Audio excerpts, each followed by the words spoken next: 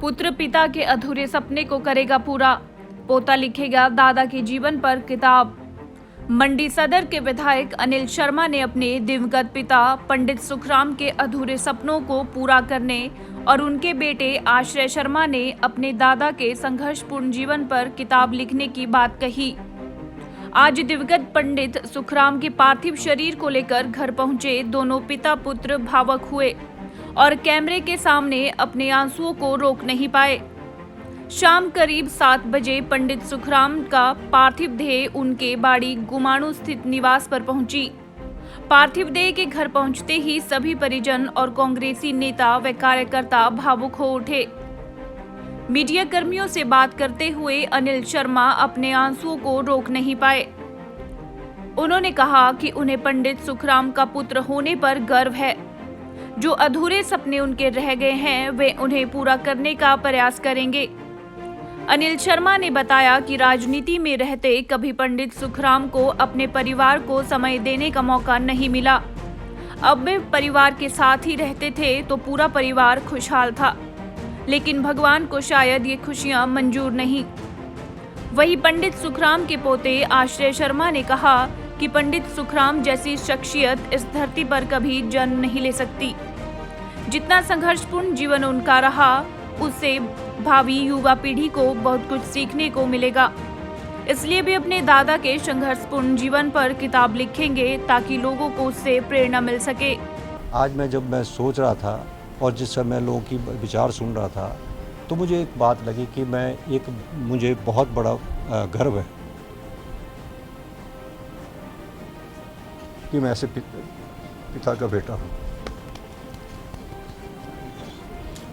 क्योंकि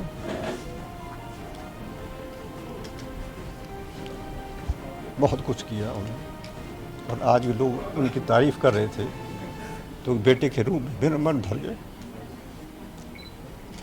और उनके काम को मैं आगे ले जाने का प्रयास करूंगा, क्योंकि यही उनकी आत्मा को शांति होगी कि जो काम उन्हें छोड़े उसको मैं आगे ले जाऊं। ये मेरा प्रयास है। चाहता था कि इस घर में वो अच्छे जिस तरीके से रह रहे थे और वो सैर करते थे। और एक ऐसा पल मैं आपको बता सकता हूँ कि जब राजनीति में थे तो उनको टाइम नहीं था। हम तरसते थे कि मेरे पिताजी कभी हमें टाइम देंगे, और कभी मुझे राजनीति में आके टाइम नहीं मिला। हम आप दोनों खुश थे, दोनों शाम को बैठते थे, बातें करते। बहुत अच्छा टाइम निकला मेरा, हमेशा याद रहे। क्षमा चाहता हूँ। तो मैं तो यही बोल सकता हूँ, ज़्यादा आज बोल नहीं पाऊँगा, मगर इतना ही मैं बोल सकता हूँ कि इनके जैसा व्यक्ति मैंने आज तक अपने पूरे जीवन में नहीं देखा है। एक प्रेरणा के स्रोत रहे हैं। कैसे इन्होंने बर्तन धो के अपनी शिक्षा ग्रहण की, लोगों के घर बर्तन मांजते थे, शिक्षा ग्रहण की। तो मैं समझता हूँ एक आम घर से निकलकर इन्होंने जो ऊंचाई छुई है वो एक सोचने वाली बात है। कोई सपन में भी नहीं सोच सकता है। और अब मेरी एक यही इच्छा रहेगी कि जब समय होगा, क्योंकि अभी हम हाल ही में मेरे को बहुत समय लगा इनके साथ बैठ के, इनकी बातें सुनी मैंने, इनका जीवन के बारे में, और इनकी मेमोरी बड़ी अच्छी थी। इन्होंने मेरे को बड़े अच्छे ढंग से समझाया। तो अगर किस्मत में हुआ तो मैं चाहूँगा कि अब इनके ऊपर एक पुस्तिका लिखी जाए, इनके जीवन के ऊपर, जो आने वाले युवा जनरेशन को प्रेरित कर सके। वहीं पंडित सुखराम की पार्थिव देह के घर पहुंचते ही कांग्रेसी नेताओं ने उन्हें श्रद्धांजलि अर्पित की।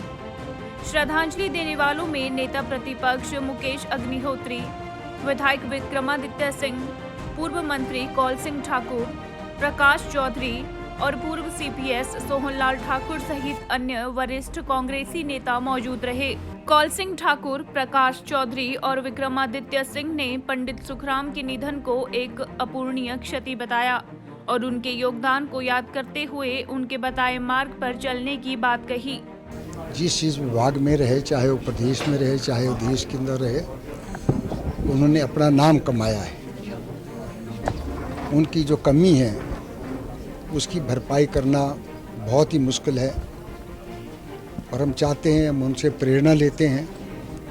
भगवान से प्रार्थना करता हूँ कि भगवान अपने चरणों में उनको स्थान दे, उनकी आत्मा को शांति दे और उनके परिवारजनों को और सभी कांग्रेसियों को इस दुख की घड़ी में जो है हम उनके परिवार के साथ हैं। और जो पंडित जी ने इस देश के लिए और इस प्रदेश के लिए किया है वो कभी भुलाया नहीं जा सकता। ओम शांति। मेरे पिताजी के साथ भी, स्वर्गीय वीरभद्र सिंह जी के साथ भी उनका जो है संबंध रहे, मधुर संबंध रहे और उन्होंने साथ जो है कांग्रेस पार्टी को प्रदेश के अंदर सींचा। और आज उनको विनम्र श्रद्धांजलि देने के लिए मैं यहाँ पर उपस्थित हुआ हूँ, अपने परिवार की ओर से, अपने क्षेत्र की ओर से, कांग्रेस पार्टी की ओर से। और यही हम कामना करेंगे कि उनके दिखाए हुए रास्ते पर प्रदेश के लोग आगे चलें, क्षेत्र के लोग आगे चलें। और जिस तरीके से उन्होंने ज़मीन स्तर से उठकर हिमाचल प्रदेश का नाम रोशन किया, उसी तरीके से सैकड़ों और नौजवान इस इलाके के उनकी राह पर आगे चलेंगे और प्रदेश का और देश का नाम रोशन करेंगे।